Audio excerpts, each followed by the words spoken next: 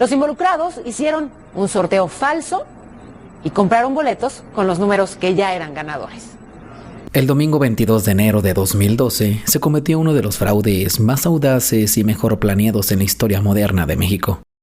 Un grupo de funcionarios de la Lotería Nacional robaría en vivo frente a millones de televidentes un premio de 160 millones de pesos. Aquí te cuento la historia de El Caso Melate, una historia de 7 ladrones, un fraude millonario, la negligencia del gobierno y un error garrafal que nos recuerda que no hay crimen perfecto. O al menos, eso cuenta la historia. Cada semana, millones de mexicanos depositan sus esperanzas en un pequeño trozo de papel. Un volante con números que, por el capricho del azar, podría cambiarles la vida para siempre. Es el sueño del melate, la fantasía de escuchar esos 6 números mágicos salir de una tómbola y saberse en un instante millonario. La noche del domingo 22 de enero de 2012, como cualquier otro domingo, millones de personas vieron por televisión el sorteo número 2518. Vieron a la edecán, las esferas girando, los números ganadores. Todo parecía normal. Lo que nadie sabía es que no estaban viendo un sorteo, sino una ilusión. Estaban presenciando, sin saberlo, la culminación de uno de los fraudes más audaces y mejor planeados de este tipo. Un golpe maestro de 160 millones de pesos, ejecutado en vivo y a todo color. Pero para entender cómo pudo ocurrir un engaño de tal magnitud, tenemos que mirar dentro de la institución que manejaba los sueños de los mexicanos. Pronósticos para la asistencia pública. A finales de 2011 vivió un momento de caos administrativo. El director general había sido destituido y un nuevo jefe había llegado con la orden de limpiar la casa. Esto generó una purga de altos mandos, creando un vacío de poder y, lo más importante, una relajación en los controles y la supervisión. Y fue en medio de este río revuelto que un grupo de empleados y directivos vio la oportunidad de su vida. El cerebro de la operación, según las investigaciones, fue José Luis Jiménez Mangas, un alto funcionario, director de Progol, ProTouch y Pronósticos Rápidos. Él conocía el sistema desde dentro, sus protocolos, sus fallas, y vio la vulnerabilidad clave, la grabación y transmisión de los sorteos, que estaba a cargo de una empresa externa llamada Joss Marketing. Jiménez Mangas reunió a un equipo perfecto, altos funcionarios de pronósticos que controlarían el proceso interno y empleados clave de Joss Marketing que controlarían las cámaras y la edición. La pieza final del rompecabezas era la edecán, Sara Solórzano, el rostro que daría validez al engaño ante el público. El plan de Jiménez Mangas y sus cómplices era una genialidad por su simpleza. ¿Para qué intentar manipular las complejas tómbolas de aire comprimido, un proceso lleno de candados y supervisión? Era mucho más fácil manipular lo que la gente veía en sus pantallas. No iban a robar las esferas, iban a robar la realidad misma. El plan constaba de 3 pasos cruciales. 1. La grabación clandestina. A las 5 de la tarde de ese domingo, horas antes de la transmisión oficial, el equipo se reunió en un cuarto contiguo al set de grabación. A puerta cerrada, sin público y sin la supervisora oficial, montaron un sorteo falso. Grabaron varias tomas de las esferas con los números que ellos ya habían elegido saliendo de las tómbolas. Tenían el metraje ganador en sus manos.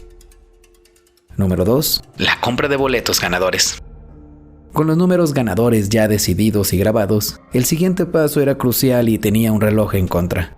Entre las 6:25 y las 7 de la tarde, 1 hora y media antes de que el Sistema Nacional de Captura de Boletos cerrara, los conspiradores y una red de familiares y amigos compraron en diferentes ciudades los boletos de Melate, Revancha y Revanchita, llenándolos cuidadosamente con las combinaciones que los convertirían en millonarios. Y número 3, el montaje en vivo. Aquí venía la magia. A las 10 de la noche comenzó la transmisión en vivo del sorteo 2518. La edecán Sara Solórzano estaba en el set, presentando el sorteo con total normalidad. Las tómbolas giraban, todo parecía legítimo. Pero en la sala de control, los cómplices de Joss Marketing estaban ejecutando el truco final. En el momento preciso en que las esferas debían salir, ellos insertarían el video que habían grabado horas antes. mostrando los números que ya estaban en sus boletos. La edición era tan profesional que, para el ojo del espectador, era imperceptible. Pero, ¿y la interventora de la Secretaría de Gobernación, la persona cuya presencia garantiza la legalidad del sorteo? Esa noche cometió un error fatal que posibilitó el fraude. Decidió supervisar el sorteo a distancia, viendo la misma transmisión de televisión que el resto de México. Nunca estuvo físicamente en el set. Vio la misma ilusión que todos los demás y al final dio fe de la legalidad de un sorteo que nunca ocurrió en realidad. Con el botín asegurado, el siguiente paso era cobrarlo. En los días y semanas siguientes, los afortunados ganadores comenzaron a presentarse en las oficinas de pronósticos. Eran esposas, hermanos y amigos de los implicados. Para no levantar sospechas, diversificaron los cobros. Algunos en la Ciudad de México, otros en Zacatecas, donde la tasa de impuestos para premios de la lotería era menor. El plan parecía perfecto. Pero no contaban con la astucia de una funcionaria honesta. Ani Castillo, la coordinadora técnica y jurídica de pronósticos, a ella la estadística le pareció extraña. Demasiados ganadores, todos cobrando premios mayores de una bolsa que había alcanzado los 160 millones de pesos. Su sospecha se convirtió en alarma cuando notó un patrón increíble. Todos los ganadores tenían algún tipo de vínculo familiar o laboral con los empleados de la empresa Just Marketing. Y para colmo, al día siguiente del sorteo, esos mismos empleados no se presentaron a trabajar. Todos habían renunciado. Ani Castillo no lo dudó y dio voz de alarma. En marzo, 2 meses después del sorteo, Pronósticos solicitó formalmente a la Procuraduría General de la República que investigara el sorteo 2518. Los peritos de la PGR tomaron las cintas del video de la transmisión y al analizarlas cuadro por cuadro con tecnología que posiblemente el ojo humano no posee, encontraron la prueba del delito: pequeños desfases, saltos de imagen casi imperceptibles, diferencias de iluminación y ángulos de cámara entre la parte en vivo de la edecán y los insertos pregrabados de las esferas. El montaje quedó al descubierto. La maquinaria de la justicia, aunque lenta, se puso en marcha.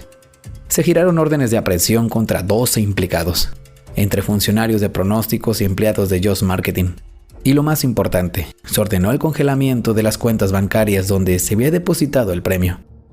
Los defraudadores apenas tuvieron tiempo de gastar una pequeña parte, pues la PGR logró recuperar más de 100 millones de pesos.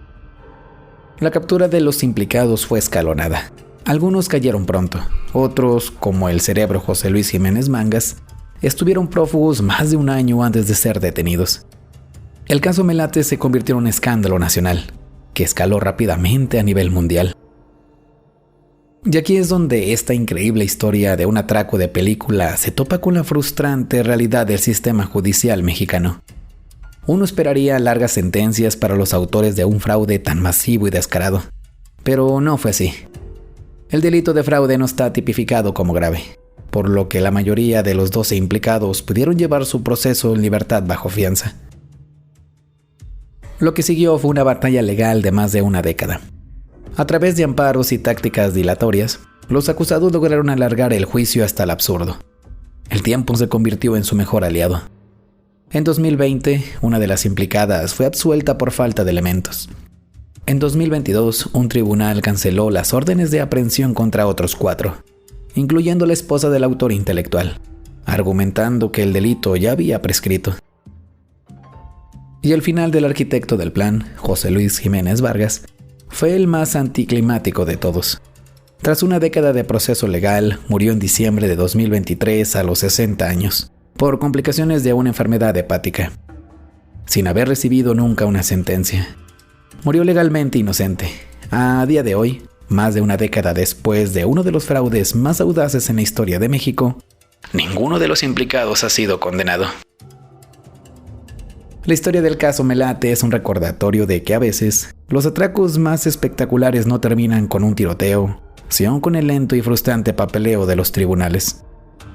Es la crónica de un plan casi perfecto, desbaratado por una funcionaria observadora, pero cuya resolución final nos deja con un muy mal sabor amargo. Cuéntanos tú qué piensas de este caso. Nos gustaría saber muchísimo tu opinión, así que no olvides comentarlo en la parte de los comentarios. Mi nombre es Martín Santana. Nos escuchamos la próxima semana con otra historia de esas del México que se fue, ya que aún hay mucho que contar. O al menos, eso cuenta la historia.